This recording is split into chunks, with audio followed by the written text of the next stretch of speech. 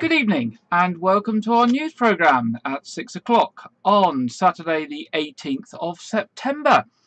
And in the news this week, Weymouth and Portland Town Council and Weymouth Town Council are working in partnership on behalf of residents to raise concerns about plans for an incinerator on Portland. You'll be well aware of the Portland incinerator plans, which we've covered many times. Both councils have raised objections to the proposals, which are available to view on Dorset Council's website. And now the councils are reminding residents that time is running out to comment on the application for an environmental permit, which closes on Wednesday the 22nd of September. The consultation is available on the Environmental Agency's website, and we've put a short code up on screen, which I will leave up, which will get you to that website of tinyurl.com/WR waste. Recently, the Town Council has joined forces to fund a review of the operating permit, which is a legal requirement that the company must have in place to run this type of plant. The legal review enables the environmental and technical experts to closely review the application and prepare a formal challenge where grounds exist. Portland and Weymouth, as neighbouring councils, feel strongly that they need to work closely to do their absolute best for residents, because any negative effect from the proposed incinerator, such as emissions, noise or significant traffic increase, would impact on everyone living and working along our beautiful coastline. So if you want to go along and put in your views, there's that link up on the screen, tinyurl.com/WR waste.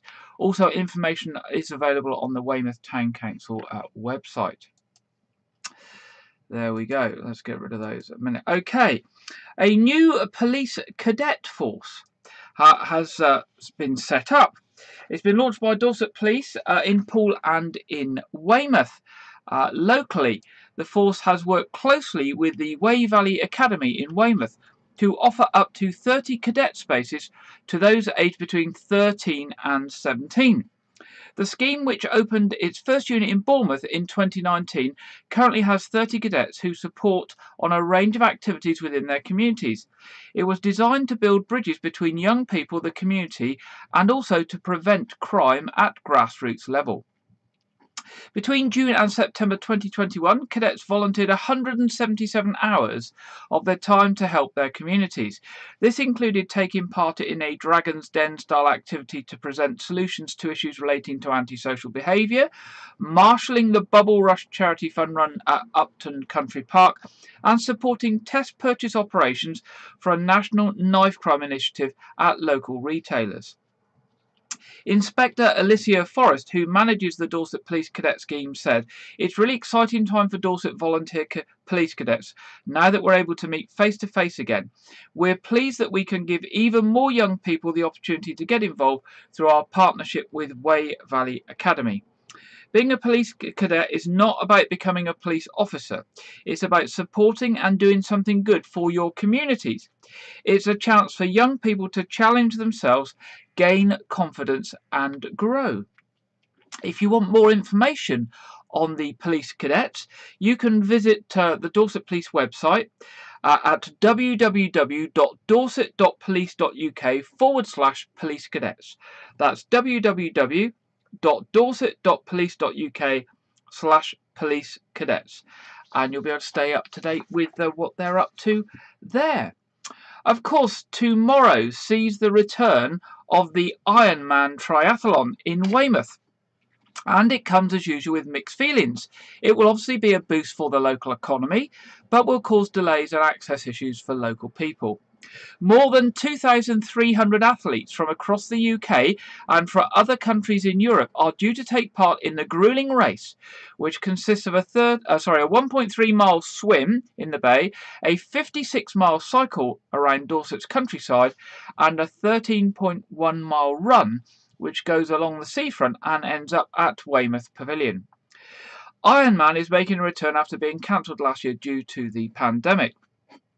As in previous years, a number of road closures will be enforced to allow the athletes to pass safely, as well as routes in Weymouth being shut, notably Green Hill, Preston Beach Road, which will be closed from 4 a.m. to 6 p.m, and a partial closures of Preston Road and Littlemore Road for several hours. Some roads to the east and north of Dorchester have to close for the cycling during the morning. Lodmore car park is closed, and a substantial part of the Pavilion car park is out of use. The Weymouth tip will also be closed tomorrow, and access to the tip in Dorchester will be disrupted. So just be aware of those disruptions due to the Ironman tomorrow. We will mention those again in the traffic and travel section at the end of the programme. Dorset County Hospital has been ranked as one of the top 10 in the country for emergency care. The 2020 Urgency and Emergency Care Survey looked at the experiences of patients who attended DCH's emergency department between November 2020 and March 2021, in comparison with 126 other emergency departments across the country. The results ranked DCH above most other hospitals for 8 of the questions and highlighted 3 areas patients believe the emergency department excelled in: arrival, waiting times, and leaving the department. Patient feedback highlighted the efficient ambulance handover times, privacy at reception to discuss their condition, not having to wait too long before first speaking to a doctor and being examined, being told about any symptoms to watch out for after going home, and the discussion for transport arrangements. Patients also ranked the hospital highly for involving them in making decisions about their care and treatment, the cleanliness, treating them with respect and dignity, and for providing an overall positive experience. Emergency Department matron Claire Turnbull said the team worked extremely hard to provide high quality care and strive to guide our patients to the best experience they can in an often very busy, unpredictable and stressful environment. The results reflect just how hard everyone works, and the team should be very proud of themselves, and I want to thank each and every one of them for all their hard work and dedication. So that's good news about Dorset County Hospital. Staying with the hospital, bosses at Dorset County Hospital are asking people not to visit unless they are in a life-threatening situation, as figures revealed admission rates for COVID patients have almost doubled in a week. Dorset County Hospital issued a plea yesterday, the second in 10 days, as bosses warned that the hospital continues to be extremely busy and urged people only to use the emergency department if they are experiencing a serious or life-threatening situation. Instead, they asked and advised people that they should call 111 or visit www.111.nhs.uk to find out where they should go to seek medical assistance to avoid people turning up at the emergency department unnecessarily. On Twitter, a spokesman said, "Our hospital continues to be extremely busy. Please only use our emergency department for serious or life-threatening situations. If you're unwell and are unsure about where to go, visit 111.nhs.uk or call 111. The admission rates at Dorset County Hospital have almost doubled in a week. So obviously we should try to keep the stress off the hospital as much as we can. And that picture is similar in other areas of the country as well at the moment. An area of Dorchester was cordoned off yesterday for the second time in a week, just days after another suspected explosive device was found in the area. Police officers responded to a report of a suspected World War II hand grenade that had been found in a field near Longbridge Way in Dorchester at 1:22 yesterday. Officers had put in place a cordon around the area to protect members of the public as explosive ordnance disposal experts assessed the suspected explosive. It's the second time in a week that a suspected hand grenade was found, with another alert on Tuesday morning, only just a few days before. This week, Dorset and Wiltshire Fire and Rescue Service have been supporting Gas Safety Week, which finishes tomorrow. The week is designed to raise awareness of the importance of gas safety, as well as highlighting how the public can ensure they keep themselves safe from dangerous gas appliances. 2021 marks the 11th year of Gas Safety Week, a campaign coordinated by the Gas Safe Register, which encourages organisations from across the UK to work together to raise awareness of the dangers of poorly maintained gas appliances, which can cause gas leaks, fires, explosions, and dangerous carbon monoxide poisoning. This year, Gas Safety Week had addressed a whole range of gas safety matters for gas users across the country, from advice about how to stay gas safe to raising awareness of using a registered engineer who is legally qualified, to ensuring consumers don't suffer the effects of illegal gas work through lack of awareness. And the Gas Safe Register are suggesting to keep you and your family safe, follow the following tips. Know the symptoms of carbon monoxide poisoning, such as headaches, nausea, breathlessness, collapse, dizziness, and loss of consciousness. If you smell gas or think there may be a gas leak, call the free 24-hour National Gas Emergency Line immediately on 0800 111 999. That's 0800 111 999. Never attempt to work on gas appliances yourself. Always seek the help of a gas safe registered engineer who can work on your gas cooker, boiler or fire in a safe way.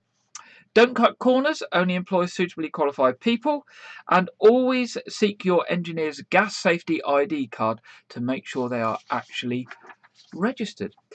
The Gas Safe Register is the official register for legally qualified engineers. You can find a registered engineer in your area to do your maintenance by going onto their website at www.gassaferegister.co.uk. All you do is you put in your postcode and it comes up with those who are registered to work on gas appliances in your area. That's very handy there. Moving on, let me find the right picture. Where's the picture? Here we go. This week on Thursday, James Benson King set out to complete what he named the Tour de Dorset charity bike ride. A 330-kilometre or 205-mile ride around the perimeter of Dorset, scaling 4,500 metres, that's 15,000 feet of elevation in a single day, to raise money for a very important charity, Cardiac Risk in the Young. Lots of people think that young people don't suffer from serious cardiac issues, but they certainly do, and James is trying to raise awareness of that. James has completed the cycle solo with support from his mum and girlfriend throughout the day, and with the help of 3 local Dorset sponsors, Ounce Coffee Shop, Dorset Sea Salt and My Metal Garden. It started and ended at the coffee shop in Westbourne, and he travelled clockwise through the Purbeck, Weymouth, Lyme Regis, Yeovil, Shaftesbury and Christchurch. James said, "I was about 6 years old when I had my first chest pains. I told my dad, and his heart must have skipped a beat, as he had almost died from a heart condition a few years earlier when he was aged 25. Fortunately for myself, after 2 operations, one unsuccessful aged 8 and one successful at age 16, I was given the all clear. Since then, I have wanted to raise money for this cause, but wasn't sure how. It was only when I lost a university friend to an undiagnosed heart problem that I found out about CRY, that is Cardiac Risk in the Young, and set my sights on raising as much as I could for them. CRY aimed to prevent sudden cardiac deaths in the young through awareness, screening and research, and supporting affected families. James has said that his main focus in raising money for them is to support as much screening as possible in order to find and diagnose any hidden problems in the young population. £2,500 is what's needed to support a full day's worth of cardiac screening, and is what he hoped to raise this year, and he certainly managed to raise last year, through a series of physical challenges, including a ride from Land's End to John O'Groats in 11 days. That's what James did last year. This time he's decided to create a more physical demanding challenge and keep it closer to home. James also thought it would be a great idea, given the Dorset-centric theme, to invite a few local businesses to sponsor the challenge. Now, if you'd like to support what James has done this week and his continual work for cardiac risk in the young, which is about detecting heart issues in young people before they become a serious issue for them, he has a GoFundMe page. So you can go to gofundme.com and search for Tour de Dorset. That's what he was calling his challenge this week. Tour de Dorset, if you'd like to support James and cardiac risk in the young. There we go. Very good, worthy cause there. Dr. John Murden, who's the Executive Director of Dorset Museum, will be leaving the museum after 12 years to take on a new role as the Chief Executive of the National Motor Museum at Bewley in Hampshire. Dr. Murden has said to staff for this week that it is not within considerable sadness that he had to tell them that he would be leaving Dorset Museum in December and will be joining the National Motor Museum as their new Chief Executive. Dr. Murden said, after everything that we've achieved together at Dorset Museum, this has not been an easy decision to make. However, as many of his staff will have known, both his academic area of expertise and his passion outside work lies with motoring heritage. So he hoped everyone would appreciate how the opportunity presented by the National Motor Museum proved irresistible. Dr. Murden joined the museum in 2009 from the National Museums Liverpool, where he had played a key role in the development of the £76 million Museum of Liverpool and the delivery of the city's programme as European Capital of Culture in 2008. Now, returning to the NHS. Patient safety is being increasingly enhanced across Dorset thanks to the growth of the county's shared health and care record. More than 40,000 patient records within the Dorset Care Record were viewed during August, enabling professionals to have the most up-to-date health and social care information. And more than 3,000 health and social care professionals have now completed the mandatory information sharing and security training, ensuring that the records are used correctly and stored safely. All the partners, which include Dorset's acute hospitals, University Hospitals Dorset and Dorset County Hospital, two local authorities, the Bournemouth Christchurch and Poole Council and Dorset Council, community and mental health provider Dorset Healthcare and Dorset Clinical Commissioning Group, representing all the GPs, are providing a range of patient data to the Dorset Care Record. The Dorset Care Record will have health and social care staff, the Dorset Care Record will allow health and social care staff to know more information about the patients they are treating in one common record. The introduction of the new system for primary care information for Dorset, introduced earlier this year, has opened up information and data held by GP practices for use across the health and social care system. The service makes GP medication information available to all appropriate clinicians when and where they need it to support direct patient care, leading to improvements in both care and outcomes. 3 years after accepting its first information, the Dorset Care Record will soon pilot its patient health record, My DCR.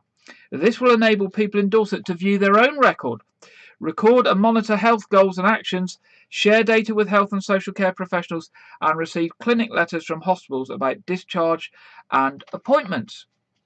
So that's all good news, the sharing of healthcare data across Dorset to improve patient outcomes.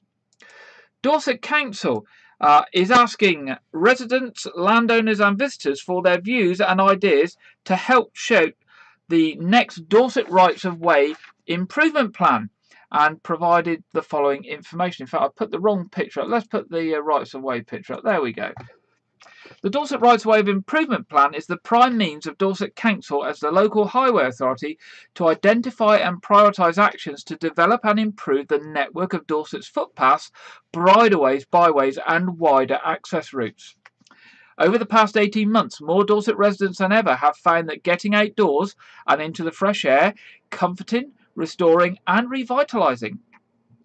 To do this, many have used the Dorset Public Rights of Way, footpaths, bridleways and byways to walk, ride, cycle, off-road and horse carriage drive to explore the locality.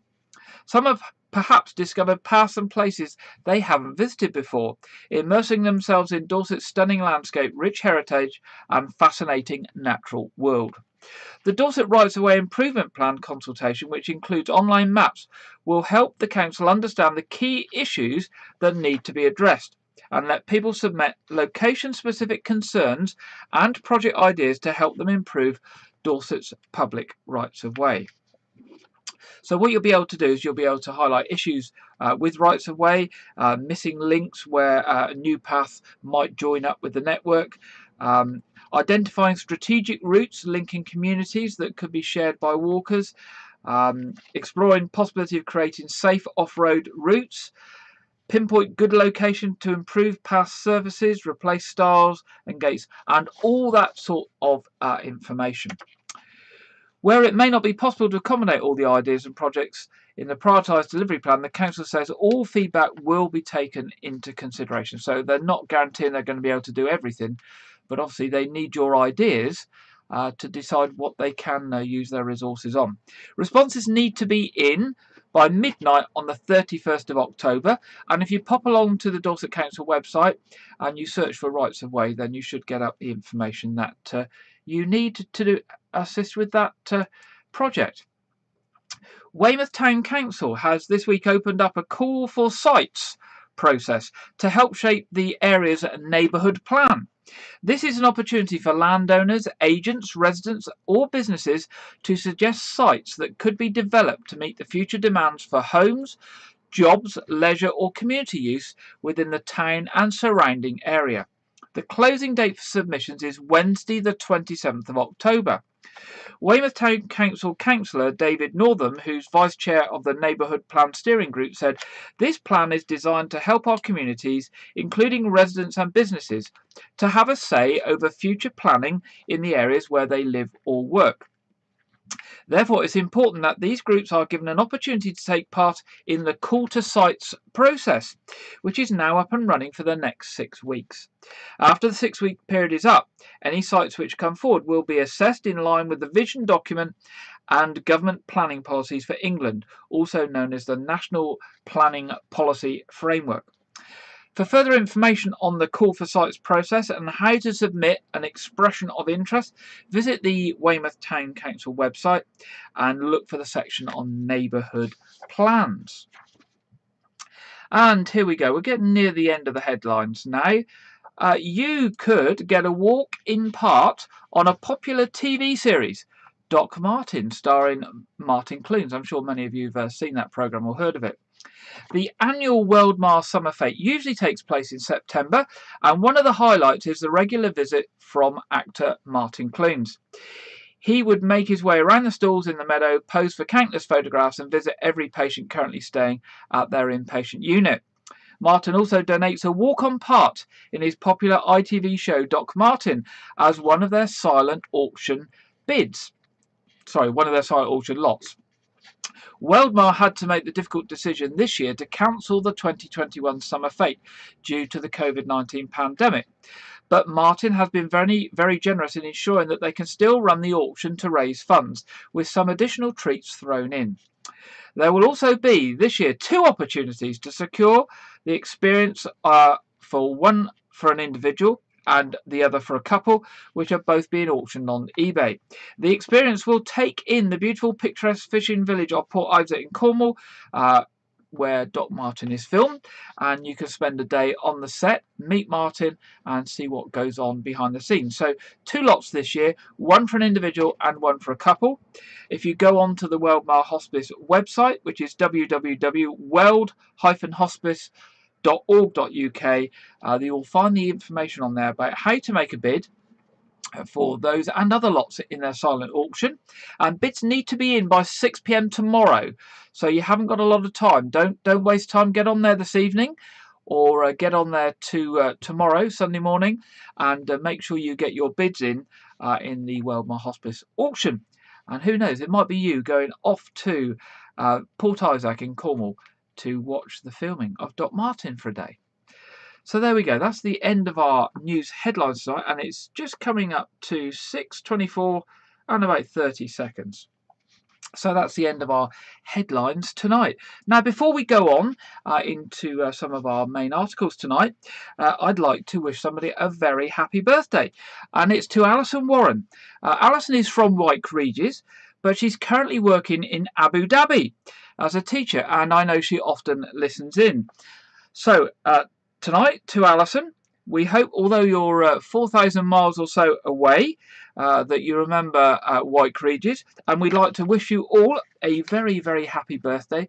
And I'm going to play my awful happy birthday jingle for you. So here we go. This is for Alison Warren, whose birthday is, I think it's actually tomorrow on the 19th.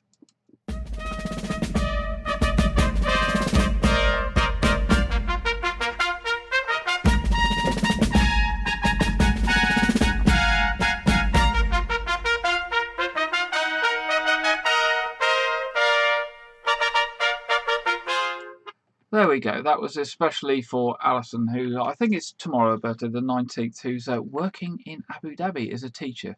And best wishes from everybody in Wyke to Alison. Now, if you're having a special birthday, or you are like Alison, somebody who doesn't live in Wyke any longer and has got family in Wyke and you're working away, and you'd like us to wish you a happy birthday, just drop us a line to news@wykeregis.tv and we'll be really happy to do that. Or if you know somebody who is working away, and who listens in occasionally, again, just get in touch and let us know. We'll be more than happy to wish them a very happy birthday. Now, our first report tonight is continuing the Weymouth and Melcombe Regis 450 theme, and comes from Janet Hall, and is one of her string of reports looking at Weymouth through the years. And this week, she is looking at Weymouth during World War II. So let's hear from Janet now. Hello.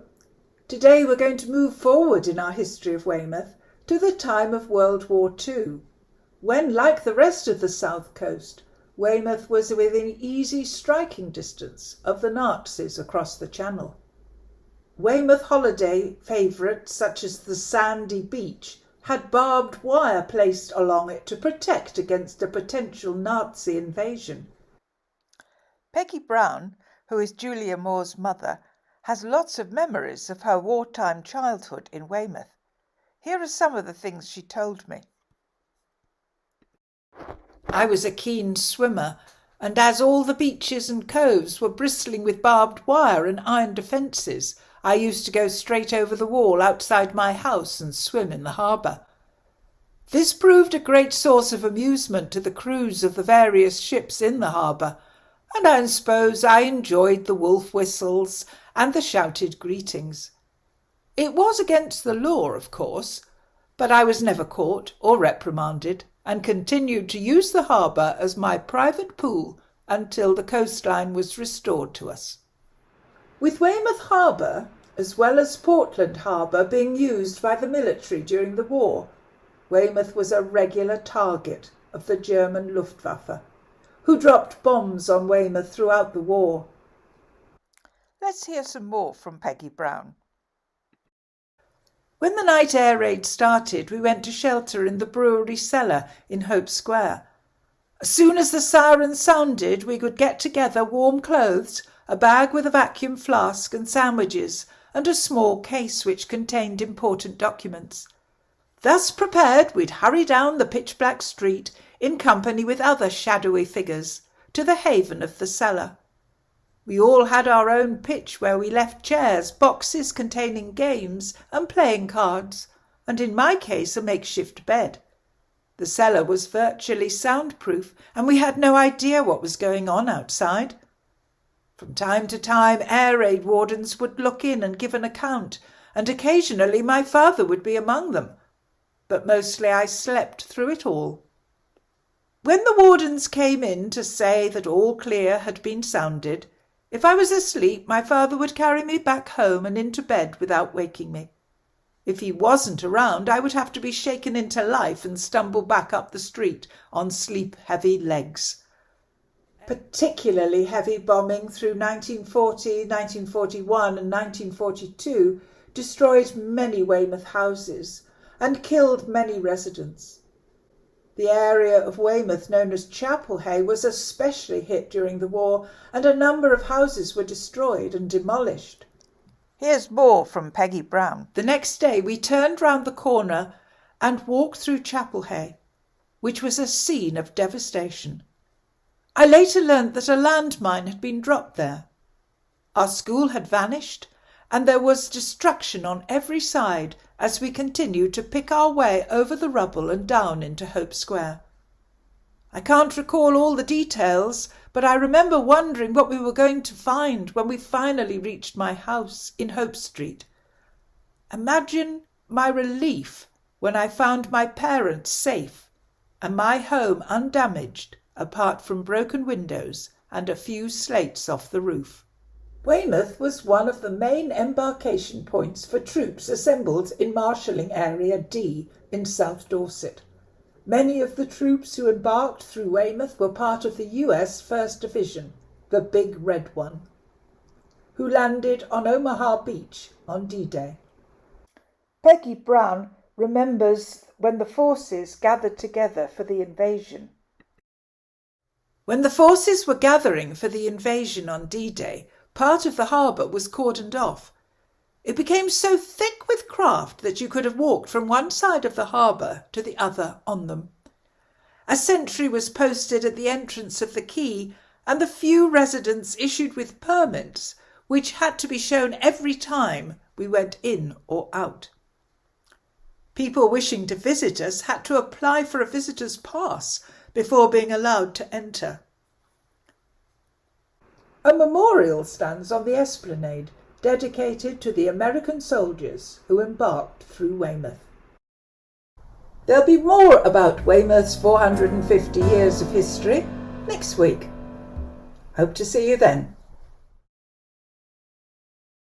And thank you to Janet for her continued series of Weymouth Through the Times and on the theme of Weymouth 450.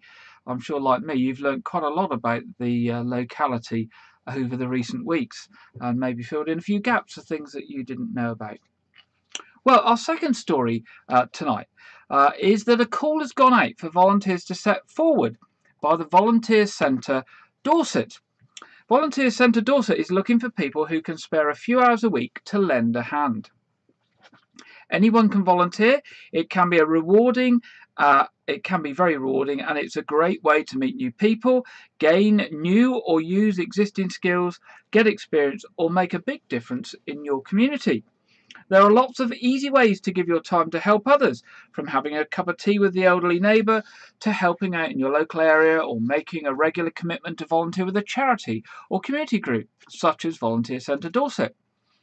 There are also many other organisations who rely on volunteers, and some will be very familiar to you, like the Scouts and Guides, the RNLI Lifeboat Service, local community radio stations, ambulance service community responders, and of course hospital volunteers or leagues of friends. Volunteer centres are local organisations that provide support for volunteers and the organisations that involve them. So if you want to find an opportunity in your area, going to your local volunteer centre can be a good place to start. Volunteer Centre Dorset have told us it could be something like going for a walk with someone to build their confidence, especially after the pandemic when people are feeling anxious. It might be to help seek new opportunities or activities in your community to enable people with learning difficulties to take the lead in their community. If you feel you have a spare hour or two each week, then get in touch with Volunteer Centre Dorset. Full training is given, expenses can be reimbursed, and there is good supervision and support. You can call the Volunteer Centre and ask to speak to Tina or Siobhan on 01305 269 214.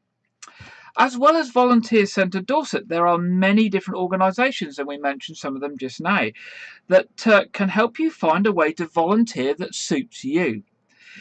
There's a website, a national website, at www.do-it.org. That's www.do-it.org. And this is a national database of UK volunteering opportunities. You can search more than 1 million volunteering opportunities by interest, activity, or location, and then apply for them online. Young people can also volunteer as well, either through their school or in their own time. And if young people are aged 16 or 17, they can take part in the National Citizen Service, NCS. And there's more information on NCS on www.wearencs.com. Of course, we've heard about another group of volunteers many times on this programme, and that's MV Freedom. And we'll be hearing more about MV Freedom next week, because this week, on Wednesday, they are being presented with the Queen's Award for Voluntary Service, which is the highest award for those in the voluntary sector. And that will be presented by the Lord Lieutenant of Dorset, Angus Campbell, at the same time that their new vessel is officially named. And we'll tell you more about that next week. We're now going to hear from two local volunteers, Cheryl and Wendy, who help at our local hospital, Dorset County Hospital. So let's have a listen now to Cheryl and Wendy. I started volunteering here in the late end of the summer of 2019 and used to do once a month shifts, 8 hours, came for the whole day in different departments, diagnostic imaging and medical outpatients and the like. And then when COVID happened, things seemed to change completely. And then as far as the patients were concerned, with the clinics, when they come in through the door, they can be very nervous, making sure they've got a mask on and checking whether they're able to wear one if they haven't, showing them where they are. Once the patient has moved on, making sure that chair is ready for the next patient before they come in. So it's all very interesting and very worthwhile, and you get lots of thanks from the patients. Everybody who comes in here speaks highly of this hospital, and they seem very, very happy with it. Generally, I think things have changed a bit because of lack of visitors and things like that. But hopefully, we should get back to what it used to be at some point.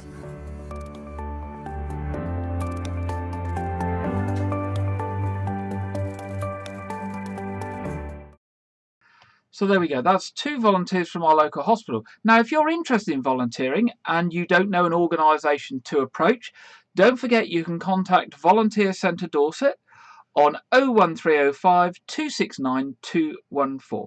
01305 269 214.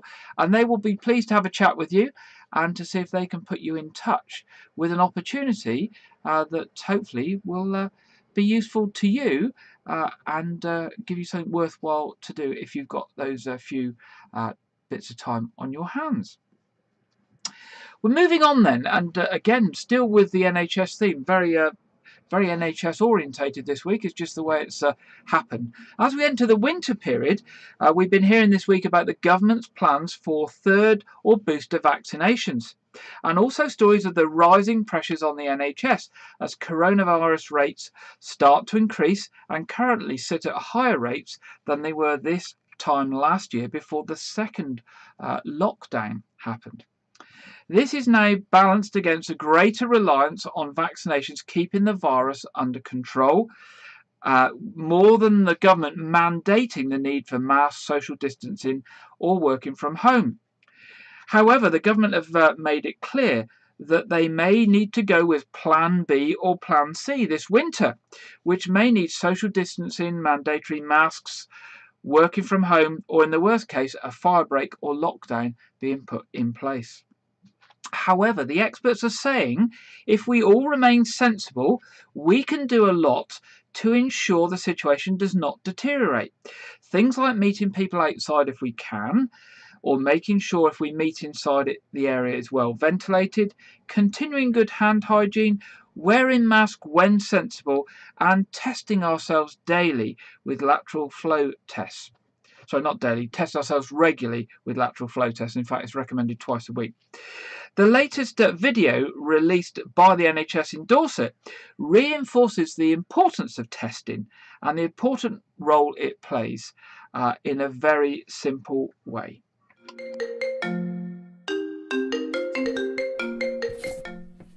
Hi Dad. Oh, hi Em. Yeah, how are you? Oh, so much better now restrictions are starting to ease. Yeah, we were thinking about that. Now that you can, perhaps you'd like to come round for dinner tonight. Come round about 7? No, that'd be brilliant. Okay, yeah, later on. Hello!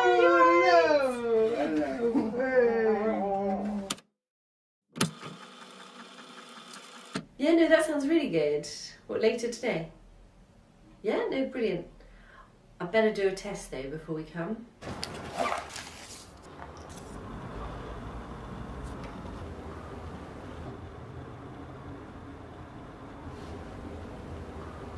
Hi Dad, it's me. You're not going to believe it. I've tested positive. I know. No, I'm fine. Feel absolutely fine. Yeah. Yeah, no. Obviously I shouldn't come round later. No, you're right, you're right. Okay. Well, let us know if there's anything we can do. All right? Bye.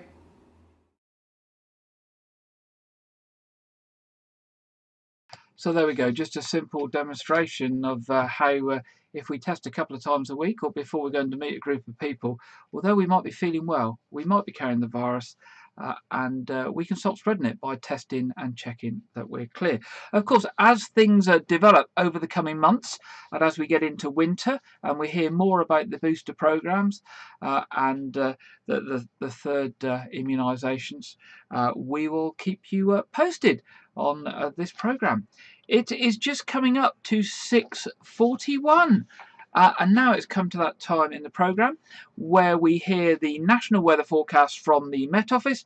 And this week, I think we're joined by Alex Deakin. So we'll go to Alex at the Met Office. Welcome to your latest update from the Met Office. Broadly speaking, this weekend is a mixture of sunshine and showers, but I suspect most places will have a fine day on Saturday, so more sunshine then. On Sunday, some of the showers are going to turn into fairly heavy downpours, and there's a Met Office yellow warning in place for that. During Saturday evening, still the threat of 1 or 2 showers over central areas, but that first weather front kind of gets reactivated. So we start to see some heavier bursts of rain developing, and then perhaps joined by further showery rain coming up from the southeast. So Sunday's a bit of a mess. The second weather front bringing some rain into the west, and then that first one bringing heavier rain over parts of the Midlands and slowly working into parts of eastern England and eastern Scotland. Some uncertainty about the progress and the intensity of the rain, but the potential, especially on Sunday afternoon across these eastern areas, for some heavy showers and some thunderstorms. So that's why we have the Met Office weather warning in place. Our skies brighten further west. Temperatures could again climb up to 19, 20 degrees. And before the wet weather arrives over East Anglia, we could get up to the low 20s. But generally with more cloud on Sunday, it won't be as warm, high teens for most. As I said, though, we do have that Met Office yellow warning in place from Sunday afternoon right the way through to Sunday nights. Met Office yellow warning in place for rainfall. Now, not everywhere in this zone will see those torrential downpours, but certainly there is the scope. We will fine-tune that warning as we get closer to the time. So make sure you stay up to date with the very latest throughout this weekend. Best way to do that, download the app or, of course, follow us across social media. Thank you very much there, Alex, from the Met Office with the national weather forecast. And of course, what's it hold for us locally this week? Let's pop up our weather widget. Well, we can see that it is going to be fairly mild through the week. It's going to continue to be sunny spells. Chances of rain tomorrow, obviously, as that front moves through, and a possibility on Wednesday and Thursday this week. But lots of sunshine, lots of sunny spells, and not too cold in the week ahead. So that is good news. Moving on to traffic and travel and road closures and things. Roadworks this week. Southern Gas Networks will be working in Williams Avenue in White Regis, Wessex Water in Stoke Road and Lodge Way, Scottish and Southern in Longfield Road. And of course, remember tomorrow, the Weymouth Ironman will be affecting Greenhill and Preston Beach Road, shut from 4 a.m. to 6 p.m. Parts of Preston Road and Littlemore Road shut for several hours. Roads to the east and north of Dorchester will have to close in the morning for the cycle routes. Lodmore car park is closed. A substantial part of the Pavilion car park is closed, and Weymouth Tip will be closed tomorrow, and Dorset Tip will be disrupted as well. So just letting you know all about that. Now, on the trains, Great Western trains are running an amended timetable this weekend, and some services are also on an amended timetable during the week, particularly in the evening. So please check before you travel. On South Western trains, buses are replacing trains between Weymouth and Wareham this weekend. So South West trains, bus replacement service between Wareham and Weymouth this weekend. Moving to our What's On section. Lots coming up at the Pavilion, first of all. 23rd to 26th of September, we've got Dad's Army on at the Pavilion. We've got Mary Anning Lost in Time on Wednesday the 29th of September at 7:30. The Ocean Film Festival on Friday the 1st of October at 7:30. And Dr. Richard Shepherd, Unnatural Causes on Thursday the 7th of October. Now, he's a forensic pathologist, and he's going to be talking about some of his work looking at sudden and unexplained deaths. You need to be quite used to gory stuff, apparently, if you go to that one. And then another one, this is a really good one, King of Pop starring Navi. Now, Navi is a Michael Jackson impersonator. Now, I've both seen Navi and actually met him and spoken to him, and I have to say he is absolutely fantastic. He's so fantastic that Michael Jackson, when he was alive, actually got him to come and perform at one of his own birthday parties, and he also acted as a body double for Michael Jackson on occasions. He's really, really good. So that's, if you're a Michael Jackson music fan, Sunday the 10th of October, 7:30 at Weymouth Pavilion, and I have to say he's absolutely the best that I've seen. That's Navi, King of Pop, at Weymouth Pavilion. He's been to Weymouth several times and is always very, very popular. The box office at Weymouth Pavilion is 01305 783 225. Now, coming back to the Nose, they have a Weymouth Family Science Festival on the 3rd of October from 11 to 4 o'clock. It's going to be really exciting. It's the first Family Science Festival they've held. There's going to be a range of creepy crawlies and exotic animals. The Wessex Astronomical Society are going to be there looking at stars. There's going to be painting your own fossils with the Jurassic Coast. Bournemouth University are going to be there with microscopes. Portland Museum are going to be there with a pop-up museum. And they'll be making their own rockets to launch. So lots there for the children and families. That's the 3rd of October, the Weymouth Family Science Festival at the Nose. And then also on the 3rd of October, wildlife demonstrations. As part of that, they're going to bring Nature Alive with their interactive exotic animal displays. Come and meet some of nature's most amazing creatures. Find out about the part they play in the natural world, their habitats, and how they've interacted with humans throughout the years. So that's all the creepy crawlies and everything. So there we go, that's that. And then ceramic poppy making workshop at the Nose on the 16th of October from 11 o'clock to 4 o'clock. They're delighted to join forces with Weymouth's Bella Bespoke Pottery to a fantastic ceramic poppy making workshop.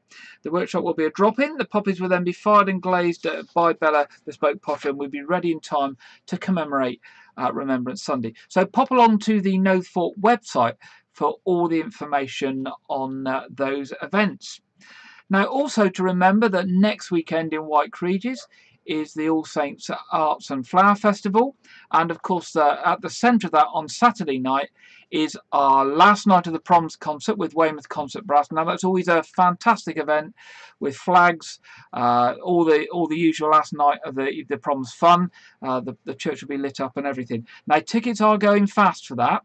If you haven't got your tickets, you can't guarantee to turn up and get them on the door. So please go along to the parish website www.parishofwhiteregis.org.uk, where you can buy them online and then pick the tickets up on the door. Now, it's I say the tickets are going much faster than they normally go, and at this stage in the game. So please do go online and get those tickets if you'd like to go along to that event. Of course, also reminding you of the Weymouth Beach Motocross coming up on Sunday, October the 10th. Another big event there on Weymouth Beach. And the Weymouth Gin and Fizz Festival for all you gin fanatics there at the Pavilion on October the 16th. We'll remind you about those last two a couple more times yet before they actually happen. Now, in our film section this week, I'm not going to say too much other than to say long-awaited release of the latest Bond film after many delays and 6 years since the last film is about to happen. The release date is the 30th of September with the world premiere at the Royal Albert Hall in London on the 28th of September.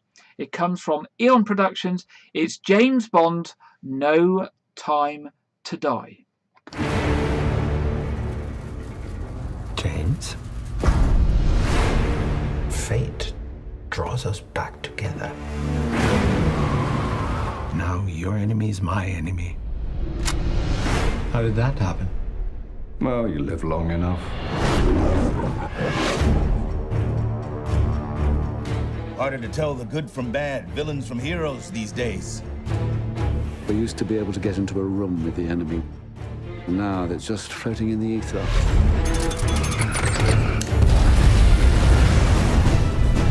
She still loves you. Did you know that? What is it? You don't know what this is. Is she one of them? I don't know her at all. When her secret finds its way out, it'll be the death of you.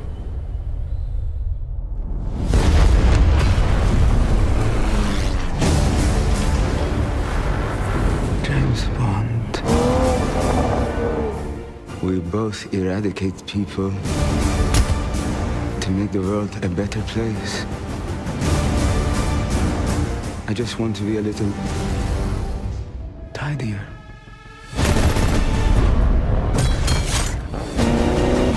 I met your new 00. She's a disarming young woman. You ever flown one of these things before? Nope.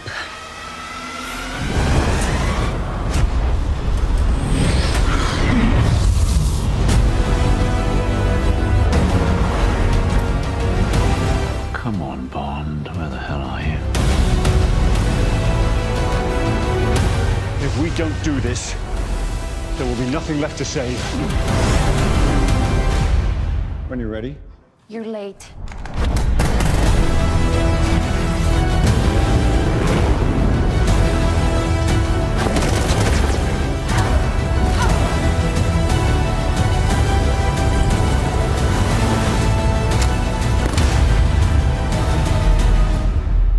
Can I just have one nice evening, please, before the world explodes?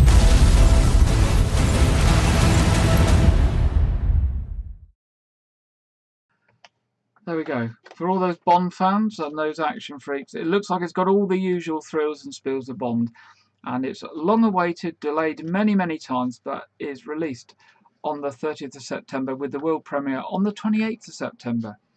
So do take a look at that if you want to go to the local cinema. And there are lots and lots of films on at our local cinemas at the moment, so do take a look at what's going on there and see if there's anything that takes your fancy. Now, we have premiered or trailered many of those films on this programme over the recent months, so you'll have a taste of what's on at the cinema. And the time, where are we coming? Time check. It's just coming up to 6:53, and we're just coming to the end of this week's programme. Time goes so quick when we do these programmes. It surprises me how quick the time's gone, and we've almost been on air for 55 minutes. So, just to tell you, tomorrow there's no 8 o'clock service at All Saints Church at Wyke. Tomorrow there is a 9:30 service which will be live streamed. 11 o'clock service at St Edmund's Church tomorrow. Our quiz is on tonight at 7:30. We go live at 7:15 in about 20 minutes, so do join us there. Everyone's welcome to our weekly quiz. And remember, on Friday, our Year in Gardening with Clive. Very popular. I know lots of people watch that, and it can be watched on catch-up. Don't think you have to watch any of our stuff live. It's all there on catch-up. And I'll give my usual plug for our community radio stations, and this is another area where you can volunteer, of course, get involved in community radio. They provide all their services free of charge to the community, all provided by volunteers, all offering slightly different services. So do pop along and see what they have to offer. They offer lots of local news and lots of local events, and lots of local celebrities going on and talking about what they do as well. So very, very interesting. So do pay them a visit. And most importantly, have a good week. Don't forget to buy those last night at the proms tickets if you'd like an evening out in Wyke. You get a free glass of wine and some nibbles at half time, and it's always a really good night out. And so do look that up.